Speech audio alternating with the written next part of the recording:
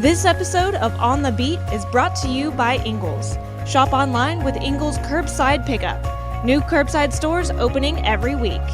Please welcome Mike Griffith. Well, hey everybody, Mike Griffith here. Welcome to tonight's Ingles on the Beat segment.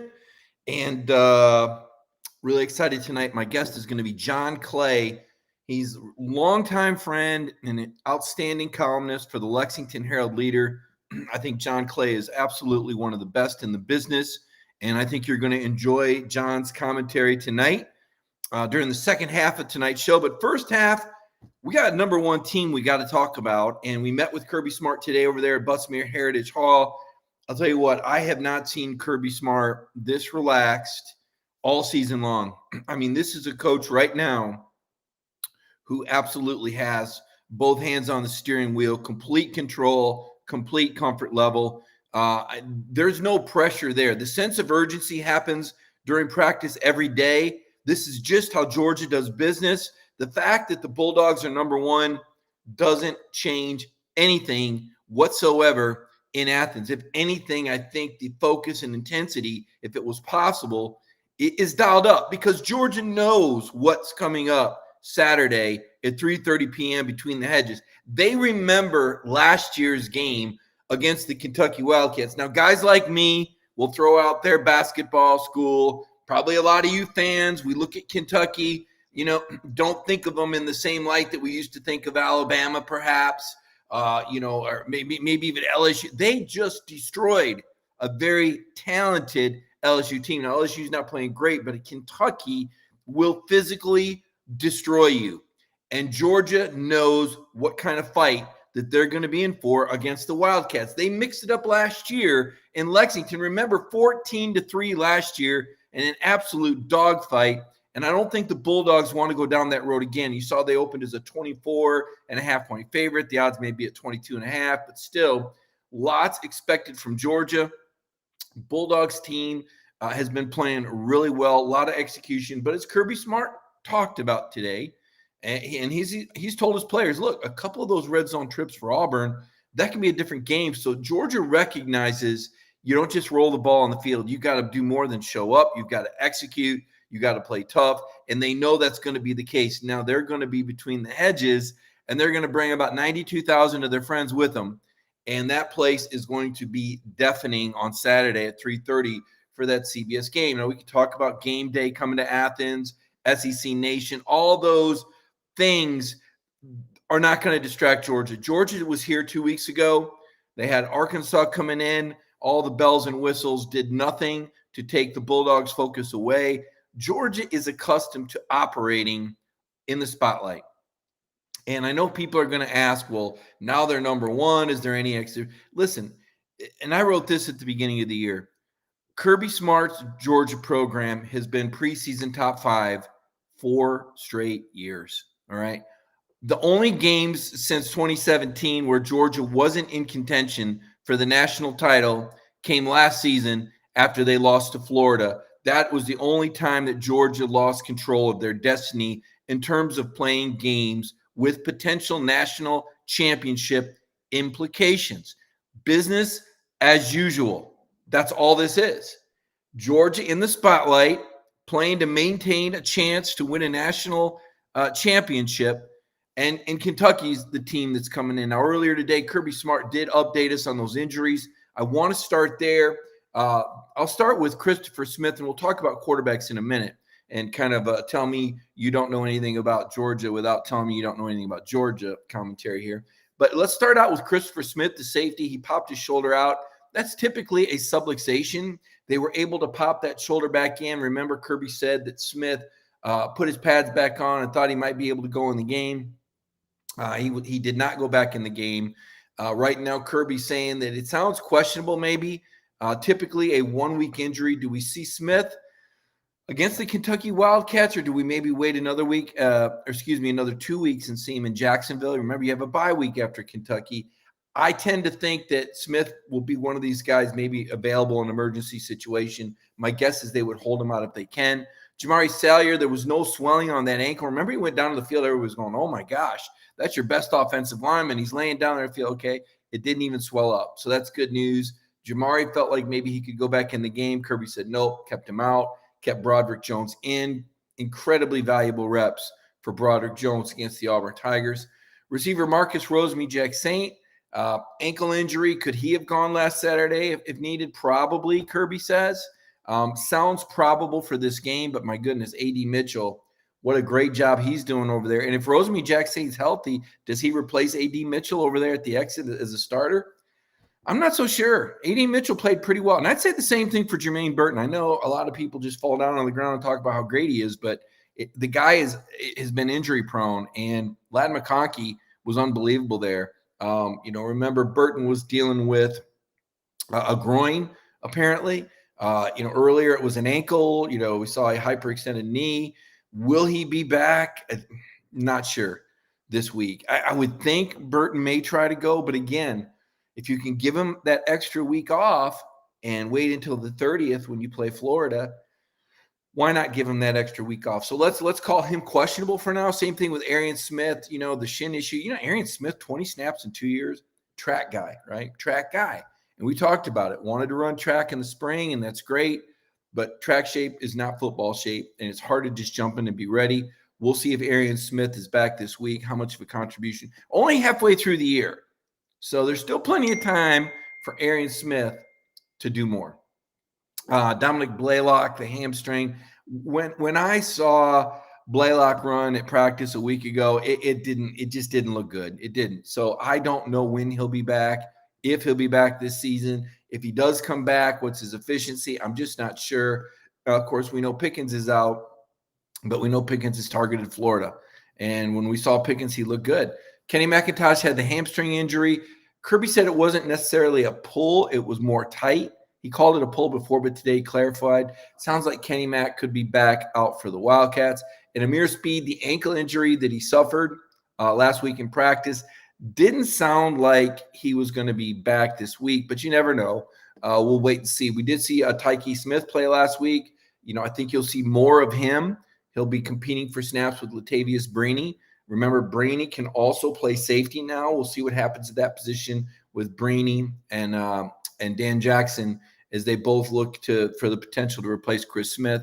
And, of course, Darnell Washington looked really good. You want to check out DogNation.com. Connor Riley has a story breaking down all of those injuries from today's press conference on the DogNation.com website if you just kind of want to see it in black and white. All right, quarterback situation. Here we go. This is just the way it is, okay? Stetson Bennett is playing really well. Stetson Bennett's game is predicated on a run game, the play action game, his mobility.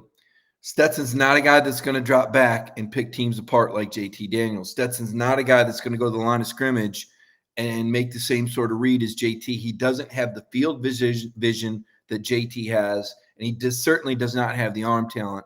And when we talk about arm talent, I'm not talking about necessarily arm strength, because we saw Stet put a great throw right on Ladd McConkey last week.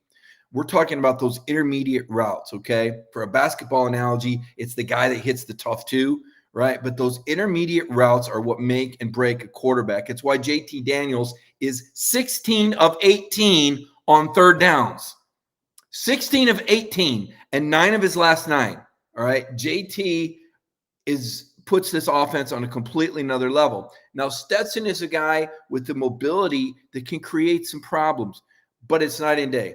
You don't hear people go, oh, well, he runs well, so he'd be better than Tom Brady. Well, JT's not Tom Brady, but as far as the college game goes, you're talking about a guy with an elite skill set, all right? You're talking about a guy that can get you in the right play every single time. We're talking about the guy that when Georgia was saying, did somebody see that blitz Arkansas just threw at us? JT goes over with a whiteboard and goes, here's exactly what happened. You're talking about mastermind, all right? And that's what JT brings you. Now, a lot of people love Stet, and you guys know I've talked about Stet on this show. I'm on the Stet bandwagon, but he's not JT Daniels. JT is a level above. Now, if you're Kirby, do you go with JT? Well, we don't know JT's health. We don't know how it's going to look in practice. This is a Kirby Smart decision behind closed doors based on how JT's doing this week and how JT looks throwing the ball and how Stet looks throwing the football. So this is a decision that gets, regardless of what I say, regardless of what you say. Now we've got national columnists, people that don't even follow Georgia football have an opinion. It's like, who are these people? You have no clue what's going on. You're basing this on what you did against Auburn. I mean, sign up the Georgia State quarterback because he looked awful good too against Auburn for a bit there, right? So it's amazing to me that we've got this late arriving crowd with a football IQ of about this much that wants to take a snapshot and say, well, based on this, listen, this is this. That we're talking about an entire offseason. Were they there last year? I don't think so. Night and day. Stett's improved. Stett is a very good quarterback, but he's not the quarterback JT Daniels is now. He's got momentum, and he does bring some running to the table. And against certain teams, I believe that Stett can be very effective. Kentucky stops the run. You're not going to make a living running the football on the Kentucky Wildcats, my opinion, right? But again, Kirby Smart sees all this behind closed doors. Even if JT is 100, we may see him rotate. I go back to the South Carolina game. JT was 100. Stett was 100, coming off a huge performance against UAB where he put up a lot of these numbers that are blowing up his quarterback rating. If you look at Stett in the last two games, though, what is Georgia throwing the ball? Like 30 times total? JT did that in 3 quarters against South Carolina. But the South Carolina game, JT starts, 2 touchdown drives, Stett comes in, interception, right? Vanderbilt game, JT first quarter, 9 of 10 passing, would have been 10-10. Justin Robinson dropped a pass, Stett comes in, first series, interception. Okay, that's real-world SEC talk. That's apples to apples, right? Take out non-conference, look at the numbers. To me, it's not hard. But again, I'm looking at it from the season perspective, the offseason perspective last season. I won't see practice this week. Kirby has shut down practice. I understand there's a lot of guys that could be in, that could be out. He wants to protect that information. If you can do that, good for you. It's his program. Again, understand that completely. So based on what I've seen, though, when you put JT behind the wheels of this offense, they've looked unstoppable in SEC play with JT Daniels. When you put Stett back there, I think Stett does a very good job, but it's a different team offensively.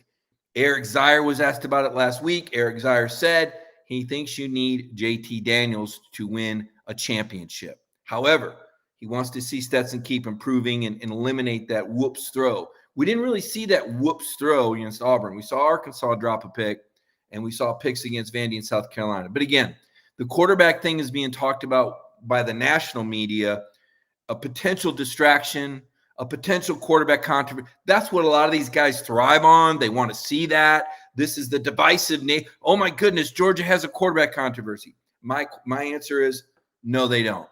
Kirby Smart will make a decision. There's no controversy. He's going to watch practice. He's going to decide how he wants to play him. He's going to do it. No controversy. JT is not going to get to a point where he's going to turn into a distraction if he's not the starter. Stett is not going to get to the point where he's a distraction if he's not the starter. There's no controversy. It's Kirby Smart will manage this, and he will do what he thinks is best. You'll share your opinion. I just shared mine. Rock on, right? So talk a little bit before John Clay joins us. He's going to join us in about 5 minutes. To me, everybody go, oh, man, can you believe Alabama got beat the other night? Yeah, I can. Yeah. I mean, did you watch the Florida game? Florida should have beaten Alabama in Gainesville. They had the game. If Dan Mullen can execute it on a 4th down call in the second quarter, on a 2-point conversion, yes, if they didn't spot Alabama, what was a 21-3? Yes, I do believe that Alabama lost. They should have lost to Florida, okay? Alabama is not like 2020 Alabama. 2021 Alabama ain't that. They lost 6 first-round picks. Do you see what Najee Harris is doing in your fantasy football league? That guy was in the SEC last year. Devontae Smith, Jalen Waddle, those guys were lined up for the Crimson Tide. Mac Jones, the starter with the Patriots. Can you believe Georgia was beating that team 24-20 at the half last year? You want to talk about a good coaching job? And everybody went, oh, man, Georgia really blew that. How did they ever lead? This Alabama team ain't that. So, yes, I can believe it. And I was a little worried about Nick Saban. He didn't look like himself. The halftime interview was bizarre. He almost tripped and fell coming off the field. Late night, tough game, bound to happen. And now Alabama with no margin for error. Can they win out? If you look at their schedule, I think they can. I think they will. I think they're the team that Georgia's going to face in Atlanta. And yes, I think they're capable of beating Georgia. I'm not saying I think they will, because I don't. But with that offense, yeah, they are the team that can exploit those corners and get to that secondary. Auburn did a pretty nice job of that. If Auburn's got receivers catching the football, oh my goodness. And I think Georgia still wins, but not 34-10, maybe 34-24. If Auburn's got guys that can catch the pill, and Bo Nix showed you he's a pretty good quarterback at home, okay? Pretty good quarterback at home, did a nice job against that defensive front, because that, ladies and gentlemen, is the best defensive front we have seen in college football in a long time. And Auburn did a nice job, not a nice enough job, but they did a nice enough job. It's 17-3, could have been 17-10 at halftime if Auburn can execute in the red zone. Kirby talked about that today. So yes, I can believe that Alabama. Who's the number 2 team in the country? I don't know. You know, the most dangerous team to me, if I were going to pick one team to beat Georgia, if I was going to say, if you think Georgia's going to lose one more game this year, who would it be to? I would say the Ohio State is starting to look dangerous to me. I watched a little bit of their game against Maryland. That's a powerful offense. Not as good as last year's, but they can put points up, okay? And they've got a very good defense as well. The Ohio State looks like a team that's going to get better and better and better and better. I know Iowa won. They would not have won if Penn State's quarterback stayed healthy. How about Cincinnati Bearcats? When we were sitting there watching Georgia-Cincinnati duking it out, going toe-to-toe, and Cincinnati, when Des Ridder decided to come back, you thought, boy, Cincinnati could be tough. Then they beat Notre Dame. Then they beat Indiana. Now they have one ranked opponent left. That's going to be SMU. Looks to me like Cincinnati is going to be in the college football playoff. Let me take a quick break here. I want to recognize our sponsor, Ingles. When I come back, you're seeing John Clay on the screen. He tuned in. He said, Mike, I want to hear more about Georgia's playoff chances because Kentucky wants to spoil that party Saturday. When we come back from this break, John's going to tell us how the Kentucky Wildcats aim to knock off Georgia as a 22.5-point underdog on Saturday. But first things first, let's take this moment and recognize our sponsor, Ingles. It's in our hearts to feel for you. There's been ups and downs, turnarounds, good days and some bad. But we stand together for worse and for better. We'll always have your back with open arms, heart to heart, hand in hand. Community strong. Well, welcome back. And I promised you John Clay. And again, as I said at the beginning of the show, this is a friend I've had for a really long time, a guy I looked up to. Going back to 1994, we had to go around in this project I was on called SEC Sports Weekly. And they said, Mike, you need to find the best beat writer at every single school in the SEC. And we went to Lexington, and there was John Clay with the Lexington Herald-Leader. And 27 years later, we're bringing on the best Kentucky writer onto our show, John Clay. And John, I thank you so much for joining us tonight. And did you think in 1994 that we'd be sitting here and I'd be covering Georgia and you'd be covering Kentucky and they'd be the last two unbeaten SEC teams left in this season?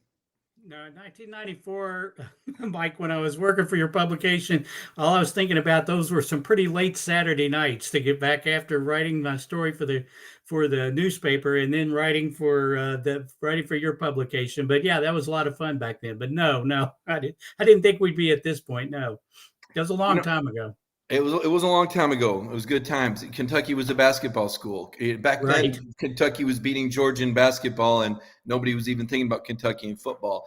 But here we are. And listen, I have been reluctant, and as I've said, I've been one of those guys that throw the basketball school thing out there. They don't take it serious enough. You know, I'm late to the party here, but yeah, Mark Stoops might be a pretty good coach. Huh? I mean, this guy has built a pretty strong foundation. Yeah, he has. This is his ninth year at Kentucky. They won 10 games in 2018, went to the Citrus Bowl and beat Penn State. And now here they are again, just a couple of years later. They're 6-0 overall, undefeated, 4-0, ranked 11th. Yeah, he's built the foundation kind of piece by piece, especially the defensive side of the ball, Mike. Of course, Mark is a lot like Kirby Smart. He has a defensive background. He was a defensive coordinator at Arizona and Florida State before he was hired as the head coach at Kentucky. It took him a little while to get the defense built, but once he did, really, if you go back to 2016 and 17, had an elite defense in 18, and he's kind of built on that. And he's got another really good defense. Not quite as good as the Georgia defense. Nobody in the country has a defense as good as Georgia, but Kentucky's played pretty good defense to this point.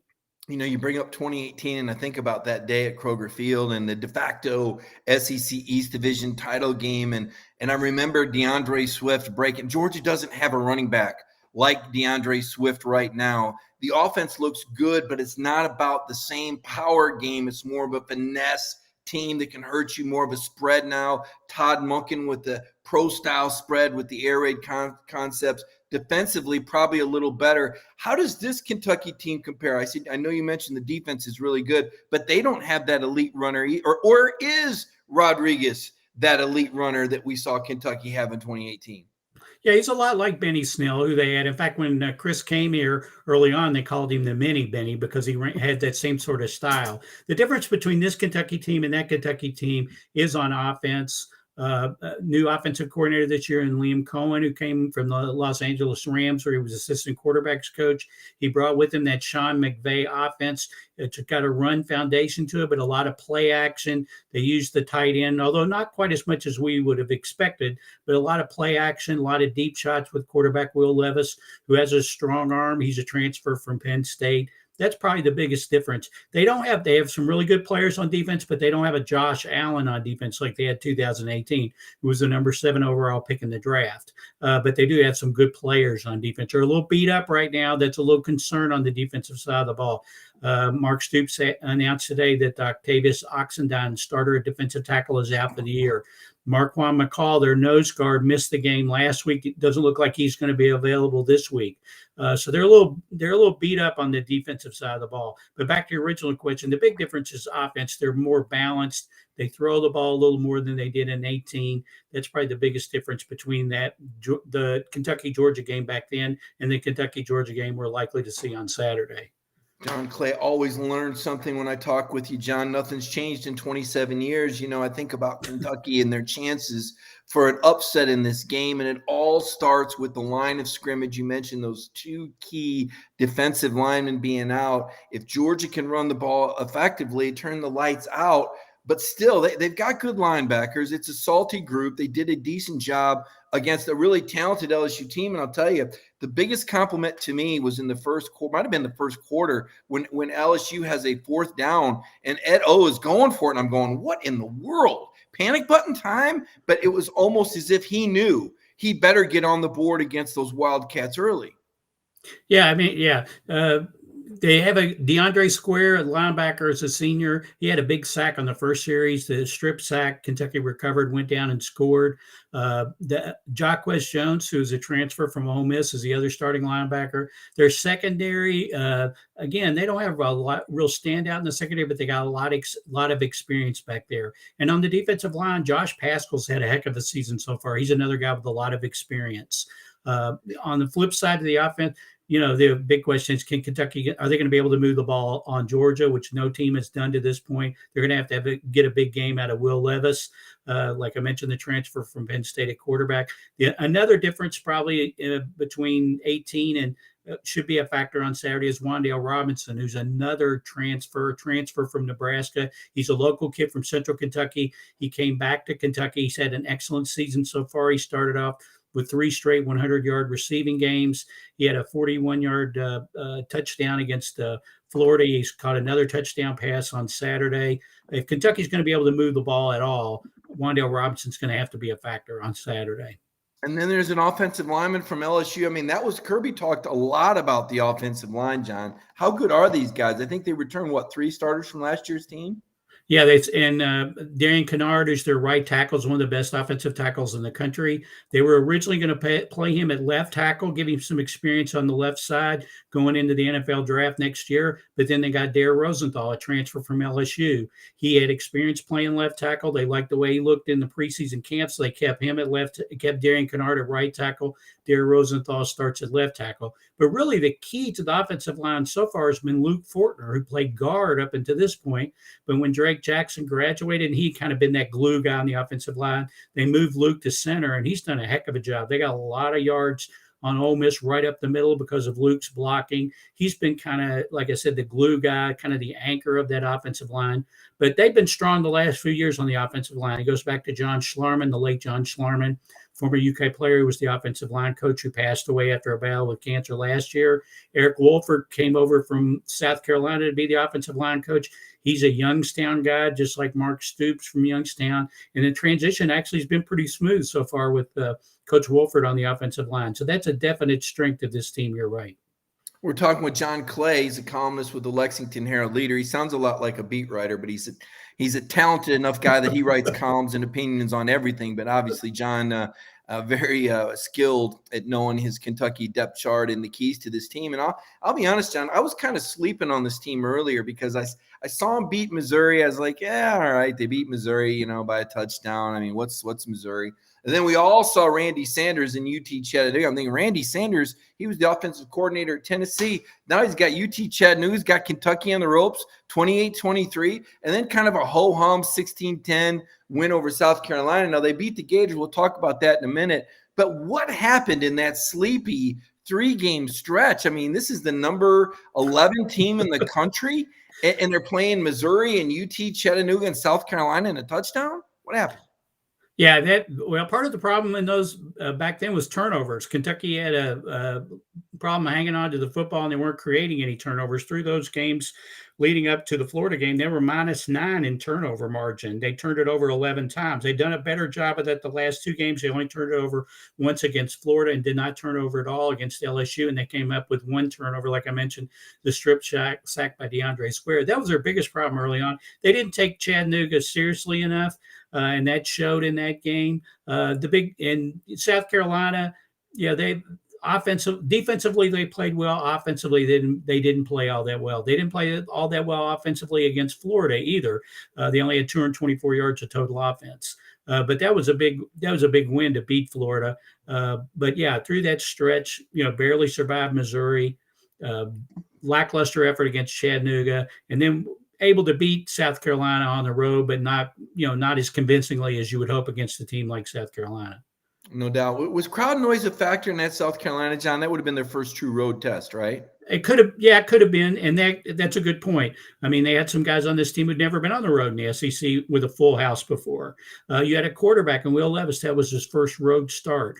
He made 1 start at Penn State, but that was in a home game. So he that could have been a factor. It was definitely a factor in the Florida game on the flip side at home. Florida had 8 false start penalties in that game. It was a sold out, very loud. A lot of longtime UK football fans said that's the loudest they've ever heard Kroger Field. It was the first time Kentucky had beaten Florida at home since 1986. They rushed the field after the game, $250,000 fine from the SEC. But I don't think even Mitch Barnhart, who likes to make sure Mitch is very good with his money, but I think even Mitch Barnhart was okay with paying that $250,000 after finally beating Florida at home for the first time since 1986. And I think that game gave this team a lot of confidence. The thing that was impressive about last week, LSU's having its troubles. Orgeron's obviously on the hot seat.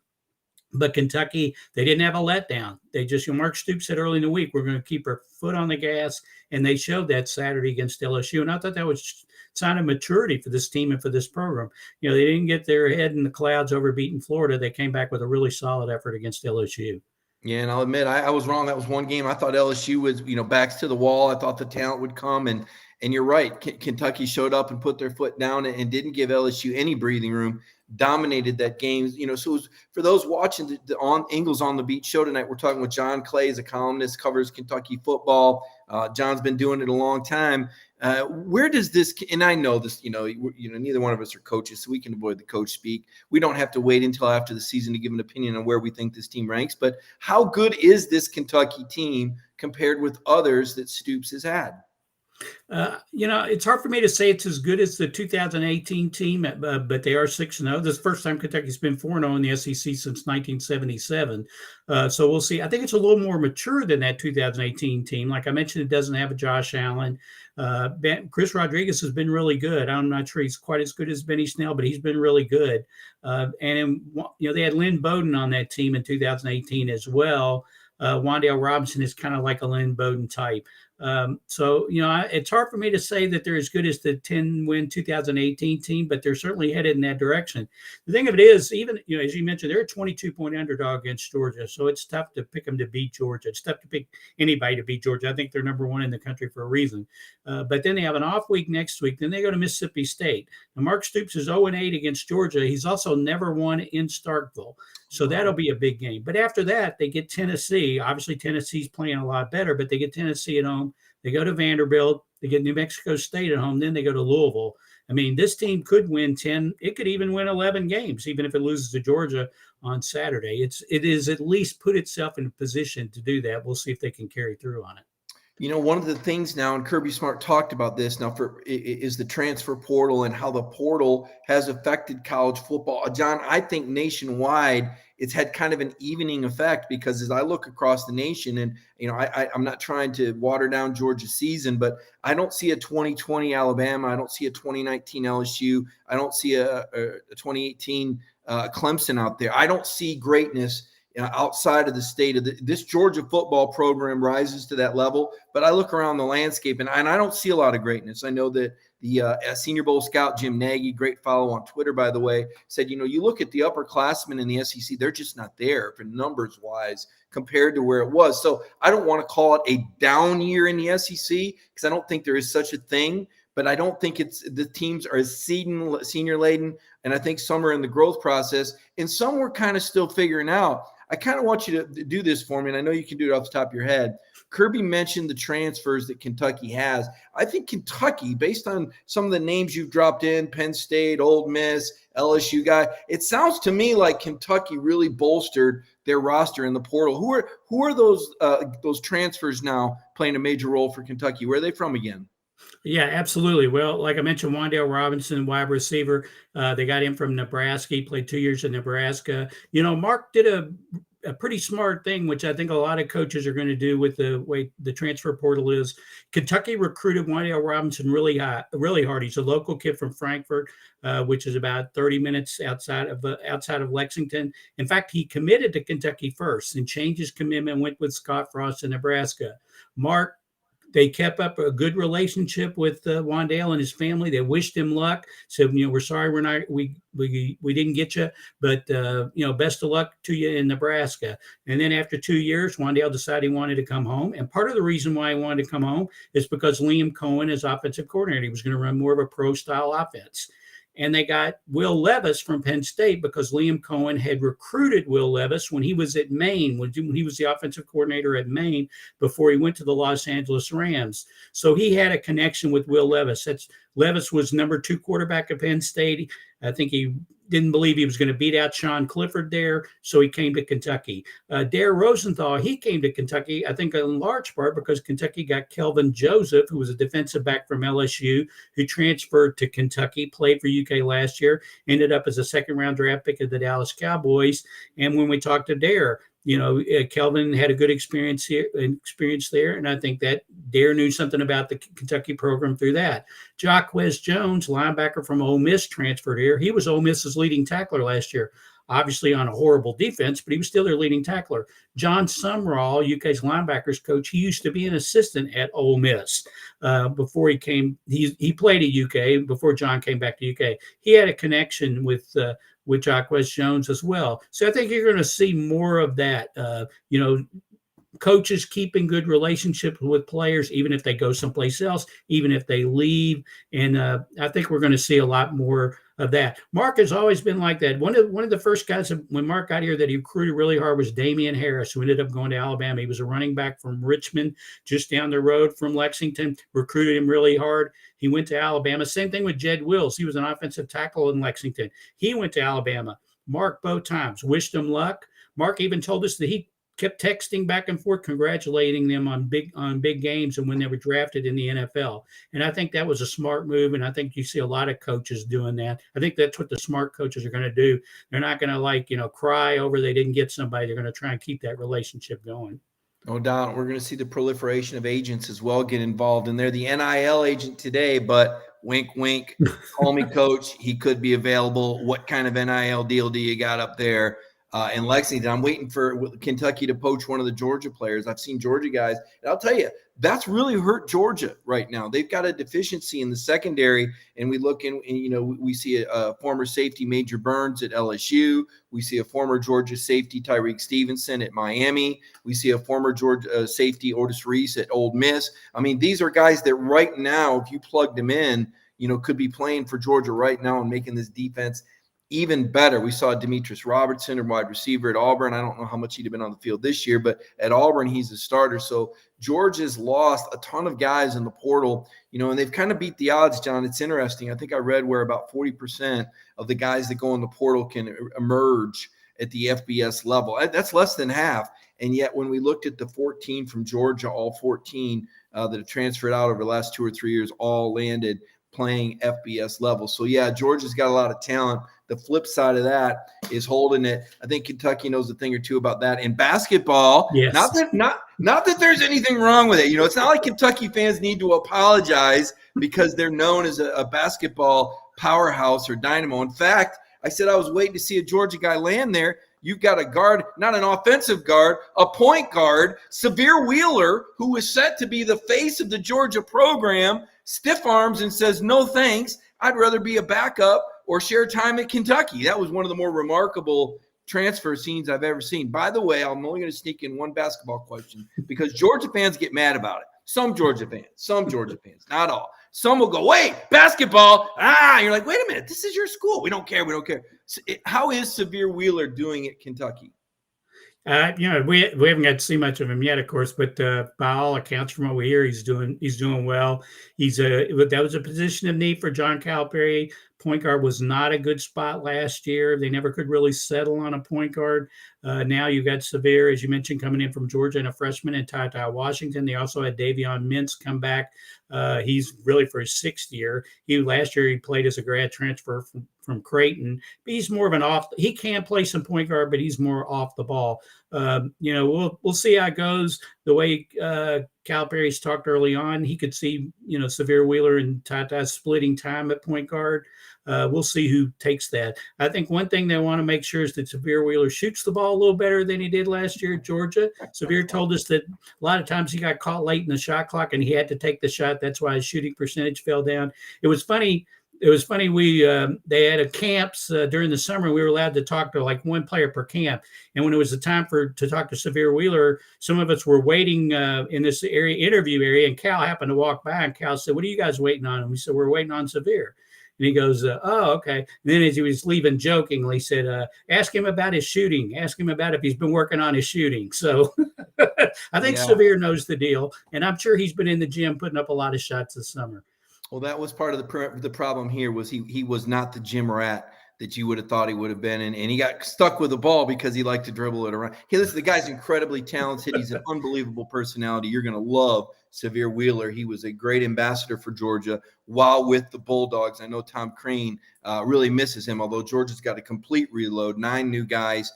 Can't wait to see what Tom Crean does. Obviously, an excellent coach. I know a lot of Georgia basketball fans don't follow close enough to realize what a great coach Tom Crean has been at other places if you give this guy some time. But we'll see what happens with Georgia basketball this year. John, before I let you go, dialing it back to football, ESPN Game Day, SEC Nation, Between the Hedges. I mean, when we put this game into perspective for Kentucky football, how big of a game? Is it the biggest regular season game since the 2018 de facto East Showdown, number 1? And number 2, what is the Kentucky formula for an upset between the hedges? It's funny because my fellow columnists at the earlier Mark story, we've been debating this. Mark says the 2018 game was a bigger game because you had the SEC's title on the line. I kind of think this might be the bigger game because Georgia's number 1 in the nation and they're so good. And Kentucky's playing so well right now. I think Georgia was number 6 back in 18. Kentucky was also number 11. But it's obviously a big game both ways. For Kentucky to have a chance at upset, they're going to have to play at their absolute best. Mark Stoops said that today. They're going to have to get some turnovers, which is something they haven't been able to do. And they're going to have to find a way to make some big plays. Like I mentioned with Wan'Dale Robinson, with Will Levis, he does have a strong arm. He does throw a nice deep ball. they've got to be able to hit on some of those chunk plays, because I just don't see any way they're going to be able, even as well as Kentucky runs the ball. Georgia's just so good defensively. I don't see any way they can just grind the ball down the field against this Georgia defense. Well, I can tell you, folks, this is how I know I've had John Clay on the show. You can see my note. Every time I talk with John Clay, there's a piece of paper in front of me that looks like this, because he's an incredibly knowledgeable man. He's a wonderful journalist, and he's been a great friend to me the last 27 years in journalism. And I'll tell you, you don't meet many guys like John Clay that stay with you. John, tell folks where people can follow you on Twitter, please. You can follow me on Twitter at John Clay IV. At John Clay IV. You know, Stetson Bennett's an IV here, so we got another IV. That's right. We've got that in common. John Clay 4 was taken, so I took the IV. I'm a 4th as well, so that's why I like. Mark Stoops was very complimentary of Bennett today. He said he really likes the way he's played and what he's done at Georgia. I asked Mark, I said, "Do you see much difference between Bennett and JT Daniels?" He said, "I don't see a whole lot of difference." And in fact, he goes, "I think Bennett is playing really, really well." Of course, some of that I'm sure is coach speak. But I think he's right. I think he has played really well. You would know more than myself about that, but I think he has played well. He has. I think some of that's probably wishful thinking from Coach Stoops. But this is in contrast to Brian Harsin, who, when asked how good Stetson Bennett was, said he was good enough to win. Yeah, I mean, which was kind of like, I'm going to read between the lines on that one. Like, yeah, he wasn't the guy that beat you. No, he wasn't.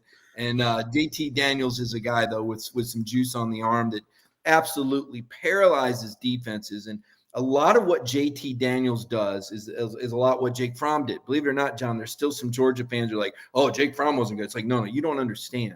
When you've got a guy who can go to the line of scrimmage and make the read and get you in the right play every single time, that paralyzes the defense, because they can't win with scheme. They can't overload one side. As Jake Fromm used to tell us, he gets out of trouble before he gets in trouble. So the fact that he wasn't a running quarterback didn't matter, because you weren't getting him with the blitz. He was going to audible. He was going to change the protection. He was going to find the hot receiver. Back then, Georgia had some guys running the wrong routes.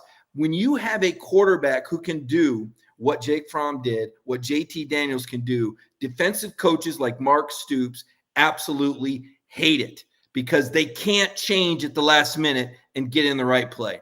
And so that's why Stoops would rather see Stetson Bennett than JT Daniels. And JT, not only can he change the play, he can make all the throws. He's got an NFL arm. We'll see if he's in good enough condition. I did hear from Kirby that he was throwing pain-free before the game. Those weren't long grip and rip throws. We'll see how well. We won't see how JT does. We'll hear from Kirby on the SEC teleconference, and he'll probably say that'll be a game-time decision. So We'll find out Saturday when they try it out there. John, thank you so much for joining. My goodness, I realized I just kept you 10 minutes longer than I said I would. I apologize. Thank you so much for joining me tonight, John Clay. Always great to talk to you, Mike. Thanks for having me on. Anything I can do for you, let me know, man. We'll be in touch. John Clay, man, the guy's so good. And, I see comments, "Oh, you're talking." Listen, this is the one place where you can hear the expert talk about the other, not the TV people that are going to read John Clay's stories and regurgitate what he says and what he writes.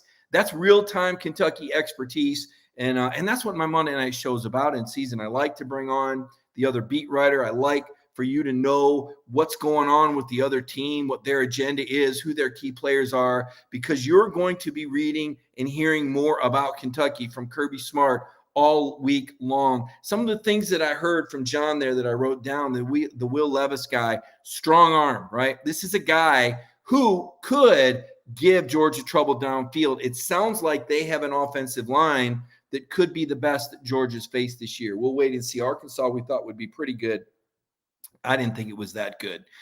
Kentucky may have the offensive line to hurt you deep. Kentucky, I believe, does have the best run game that you've seen all year. Rodriguez does lead the SEC in rushing.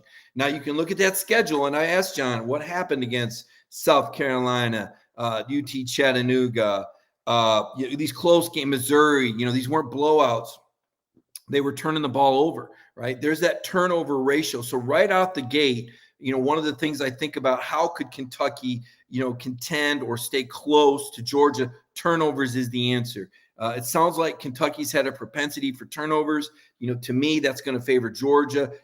Kirby has been harping. He wants more turnovers. He talks about elite, They have not been elite in the turnover department, not elite enough to satisfy Coach Smart. So they will be looking for turnovers. You heard that Kentucky had a propensity for those earlier this season. I looked at Will Levis. I believe he had 6 picks in the first 5 games. So if Georgia can slow down that Kentucky game on the ground and put Kentucky in some pass situations, we know that Kentucky is prone to turnover. That is where Sanford Stadium between the hedges plays a role. That's what the Sharpies in Vegas are seeing when they put down that 24.5 or 22.5 point line. They're thinking Kentucky turnover. I'm thinking Kentucky turnover. But it has still been impressive what Mark Stoops has done. The fact that Kentucky is 6-0 for the first time since 1950, you've got to tip your cap. Other people are playing good football out there. It's just that no one has played as good as Georgia football. This Georgia football team, we can look because, again, we follow this team closely. We all know the flaws because Kirby talks about them. Kirby challenges these players, all right? The flaws, the cornerback position, Keely Ringo. PFF keeps throwing these BS stats out there. Oh, best. Listen, Keely dropped an interception in the end zone. They were targeting Keely. Nix whistled the ball past his ear. That's your weak point, all right? Now, that's saying something. When you've got a 5-star guy and that's your weak point on defense, that's saying something. But Keely is a corner, not there yet. You're going to see Kentucky continue to attack him and Brini when they're on the field. That is where Bobo went, at Ringo and Brini. If you're looking for the weak spots, that doesn't mean that they're horrible players, but every defense has a weak spot. It's Ringo and it's Brini, and that's where they're going to attack. It says a lot about Darian Kendrick. I think he has quietly had a very strong year for Georgia. Great transfer from Clemson, so congrats to DK. Here's a guy whose life was off the rails at Clemson, and he's come into this Georgia program. He's been no distraction. There's been no outfield issues. The guy has gotten dialed in and played great football for Georgia. So I think the DK Darian Kendrick story, I think it's time we need to start thinking about writing that story and talking about that with Coach Smart. Perhaps during the bye week, we can have an opportunity to get to Darian Kendrick, because that has been a wonderful story for DK, who has a child, and his ability to come into Georgia, fit in, and perform at that cornerback position. And thank goodness, if you're a Georgia fan, for DK, because if DK wasn't there, that would be a huge problem for Georgia. Jalen Kimber would have been the starter opposite him. Of course, he had shoulder surgery, the issue in the Scott Sinclair weight program in the offseason. It happens. Guys get hurt. Probably hear more about that before, Kimber's career is over. He's a guy I think is going to come back and reclaim a starting job next spring. So that is going to be worth staying tuned into. Jalen Kimber with the shoulder, him being out. A lot of now Amir Speed out with that ankle, Kirby told us. So, keep an eye on that cornerback position. Kamari Lassiter, a freshman, Kirby said was a star in fall camp. Georgia would really like to see him evolve. The sooner the better. They need depth at corner. They need depth in the secondary. Tyke Smith back this week, was back last week, played a few snaps. You're going to see more of Tyke. He's going to work at the star, Kirby said. Brini, a guy who's cross-trained, though.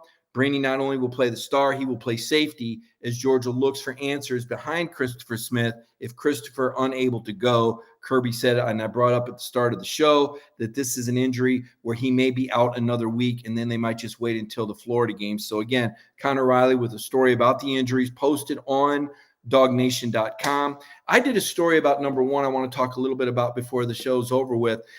Georgia's last number one stint, technically, college football playoffs had him number one in 2017. When the first poll came out on October 30th, it was Georgia. When the second poll came out, it was Georgia. And then they went down to Auburn and had the beatdown, which to this day, I still didn't ever see that coming. I thought 2017 Georgia was the best team in college football all year long. I know they had that bad Saturday at Auburn. Auburn running back ran wild. And that was the one setback they had. Really, again, best team in the country. It was just unfortunate the way that the College Football Playoff Committee set that whole thing up to me. Before that, 2008, start of the 2008 season in the preseason top 25 was the last time that Georgia was number one in the AP top 25 poll. The AP top 25 poll is generally speaking recognized as the one with the most credibility. Because you have a large cross section of voters from around the country. Coaches have a tendency to vote with agendas, like this coach, don't like this coach, vote my own team high, vote my own conference high. So the coaches poll has kind of lacked the same credibility as the AP poll.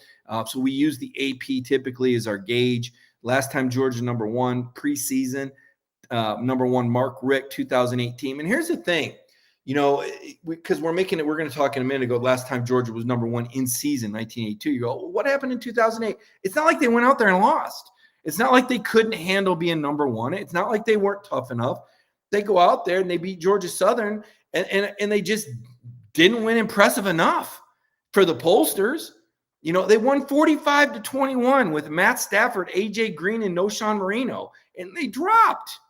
Okay, you look back. Would that happen in today's world? No, you couldn't. You wouldn't win a game 45-21 and drop. But back then, Pete Carroll had built USC's reputation up so much, everybody had this itchy trigger finger to move USC up. And when USC went on the road and beat Virginia 52-7, I went, oh, there it is. We're going to jump USC over Georgia. And so Georgia's stint at number one was over, even though they won with Matt Stafford. Who was USC quarterback? John David Booty? You look back on that now and go, what were we thinking? Well, I wasn't one of the voters in 2008, but what were people thinking? Well, this is where the perception of a program can overcome the reality. That Georgia team really was the number one team. I would take Matt Stafford, AJ Green, and Noshawn Marino over the 2008 USC roster, right? So interestingly enough, Georgia went on to win the next two games, by the way, before they lost their first game of the season on September 6th. They lost to Alabama at home. So would they have lost if they were number one? Probably. But the point of the matter is, when Georgia was number one in 2008 in the preseason, it's not like they just went out there and rolled over and died and didn't handle it. It's just that back then, I think people thought there was a lot more parity. Ohio State was kind of duking it out. People thought USC was all that under Pete Carroll. Little did they know that those were the last remaining days of what glory was left over under Pete Carroll, and that the Trojans would take a dive. And they haven't done anything great since they produced JT Daniels for Georgia football, right? 1982, you go back, you dial it back. The last time Georgia was number one in season, you go back to 1982. And that Georgia team didn't jump to number one until November 8th. Okay, so that's a team with Herschel Walker that had won the national championship Herschel's freshman year. Just an absolute machine of a team, and couldn't get to number one until the November 8th poll after they beat the Florida Gators. And the only reason Georgia went to number one is because Notre Dame beat Pitt Panthers, right? What are you talking about? 1982? Is that a Johnny Majors Pitt team? I'm going to have to go back and look it up. I'm guessing it might have been Johnny Majors or Jackie Sherrill. Somebody out there can Google that real fast. So that Pitt team was number one and undefeated. They lost to Notre Dame 31-16 on November 6th. SMU was number two. They beat Rice 41-14, and Georgia jumped them. They said, what in the world is going on? I'm wondering if that's a Pony Express year. That sounds like an Eric Dickerson, Craig James era for the SMU Mustangs. A team that back then bought players. Boy, if they had NIL, they'd have been doing just fine back then. You think about some of the penalties and the infractions that people had now. We just kind of shrug our shoulders and go, yeah, so what? So we got a car, right? They all, nowadays there's money for players, funding and ways for players to get enough money to buy that and finance things. So not the big deal that it once was, I suppose. Georgia stayed number one through the 82 season, by the way. They knocked off Auburn and Georgia Tech before losing to Penn State in the national championship game, 27-23. So that's kind of a brief recent history of Georgia at number one, 2017 college football playoff rankings, 2008 preseason, and then you got to dial it all the way back to 1982. So the things that Kirby Smart is doing and the environment that he has brought, the level of play, the level of expectation, the scrutiny, this is 4 straight years, Georgia in the preseason top 5. I think they'd only been in the preseason top 5 like 3 times in their history before Kirby. So Kirby Smart is doing some big things. Georgia football this season, in my opinion, and I'm not trying to jinx anybody, and I'm not trying to add any pressure because it doesn't, right? What I say doesn't change what's going to happen inside of Butts-Mehre Heritage Hall. But to me, this is Georgia's national championship to lose. Georgia right now, head and shoulders above the rest of the country. I don't think there's another team in the country right now on a neutral field, all things being equal, that's within double digits of Georgia. I think Georgia's 2 touchdowns better than everybody. That's my opinion. I think Cincinnati would be one of those teams. If we were talking about who's number 2, I think it could be Cincinnati. I think the Ohio State, even though I have not moved them up in my poll that high yet, because I do play the transitive properties, right? I'm a bit of a stickler here. And Oregon went to Ohio State and beat the Ohio State in Columbus, Ohio. And therefore, as long as both teams have one loss, unless something ridiculous happens, I'm going to keep Oregon a notch ahead of Ohio State. And because Michigan and Michigan State are undefeated, I'm going to keep Michigan and Michigan State ahead of Ohio State. But if you put a gun to my head and said, who do you think would win right now between those 3 teams, I would take Ohio State.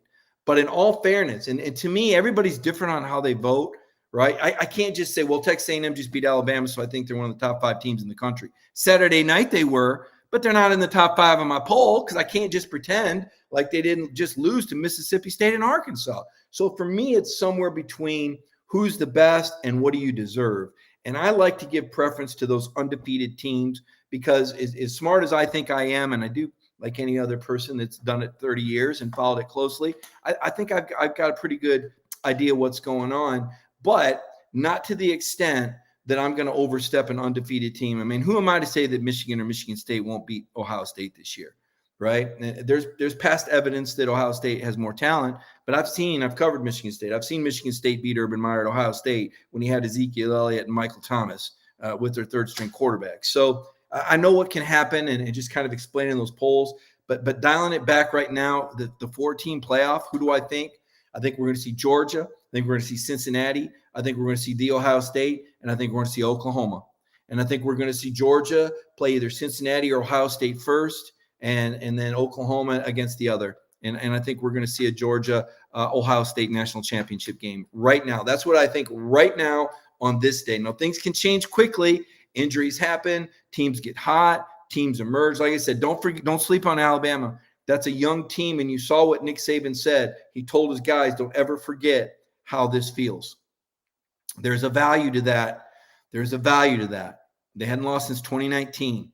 We'll see how Alabama responds. We know Alabama's got the offense to score on Georgia. I don't know that they have the defense to stop a JT Daniels-led Georgia aerial assault, especially the way Ladd McConkey has stepped up, especially the way A.D. Mitchell has stepped up. Darnell Washington is just getting started. Get ready for that train to roll downhill. And, oh, yeah, Brock Bowers, who's been the best receiver on the team to this point. This offensive line will continue to get better. This run game will continue to get better. The offense will do nothing but get better moving forward once you have JT at 100. And now you know Stetson Bennett can win these big games as well and bring you an entirely different dimension. So right now, if you're a Georgia fan, you've got to be excited. This is a great weekend. Game day coming here. This is twice in 3 weeks. What a boon for the Georgia economy here in Athens. Huge for the infrastructure of the city. For Athens to get this sort of attention, it's well overdue. Wonderful opportunity for Athens to get some publicity and for people to really appreciate and really know the joy of Sanford Stadium, one of the top 5 campus environments in the country. In my opinion, much better than any neutral site, NFL Stadium. Just those sites, they just do nothing for me. I'm a game day guy. I'm not a game week guy, right? The only time I like game week is when I'm covering a bowl somewhere, right? In college football, today's world, I'm a game day guy. I want to walk in. I want to see the pageantry. I want to hear the band. I want to see the cheerleaders and the majorettes and the mascots and the fans decked in colors and see the college campus and the beautiful, well-manicured lawns and buildings and hear the alumni talking about when they went to the game when they were this age and when they lived in that hall right over there that you can see. That to me is college football, man. That's what I'm all about. NFL Sunday is a completely different story. I'm not about some of the tailgating I see in camper lots. That reminds me too much of NASCAR. I did NASCAR coverage for 20 years of my career. I loved it, but that was NASCAR. Okay, that wasn't college football. Different animal in my book. Listen, I hope you guys have enjoyed tonight's show. Tomorrow night, Connor Riley, who, by the way, guys, give him a shout out because Connor Riley has done an outstanding job producing today's show. I want to thank Connor for filling in for Michael Carvel as the producer. You guys don't know that, but Connor is our MacGyver. Incredibly talented young journalist. Thank you for your production tonight, Connor. Tomorrow night, Connor is going to have Connor in coverage on this channel. You're going to want to check that out. Wednesday night, Jeff Sentell, who came to Georgia Media Day. Jeff put the tie on. They love Jeff. Jeff is universally loved. Jeff writes nice things about recruits, says nice things about people. He's our glue guy. Jeff came to Athens today, had some flashbacks to when he was a student at UGA, I think, and he helped us out. You're going to see a story from Adam Anderson from Jeff Sentell, and Wednesday night he's going to be before the Hedges show. Thursday night we do our cover 4, where depending on our moods, you'll think we all either hate each other or we're all related, somewhere in between. Just depends on how we're feeling and what we're discussing or arguing, or what kind of mood BA is in, what headset he's wearing, whatever. You guys give BA a horrible time that night. He's a great sport about it. And why? Because he does it every day on Dog Nation Daily. And you see him every day at Dog Nation Daily at 10 o'clock. So you can see Brandon Adams every day at 10. You can see him host cover 4 on Thursday night.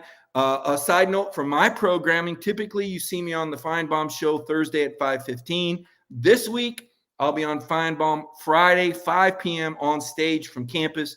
Look forward to seeing Paul in person. I haven't done an in-person show with him since SEC Media Days, and I haven't done a Friday pregame show with him, I want to say, since the 2019 season. So I look forward to being on stage with Paul. It's a lot easier to be in person with Paul, than it is on camera, because on camera, when they set us up with the split screen, I never really know what kind of mood Paul is in.